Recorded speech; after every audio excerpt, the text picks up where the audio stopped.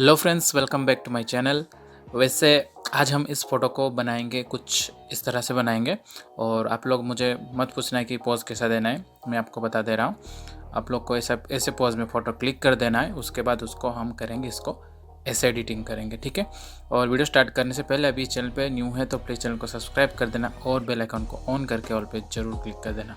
और guys please video अच्छा लगे तो लाइक, कमेंट एंड शेयर ज़रूर करना। तो चलिए गाइस, बिना टाइम वेस्ट की वीडियो को स्टार्ट करते हैं।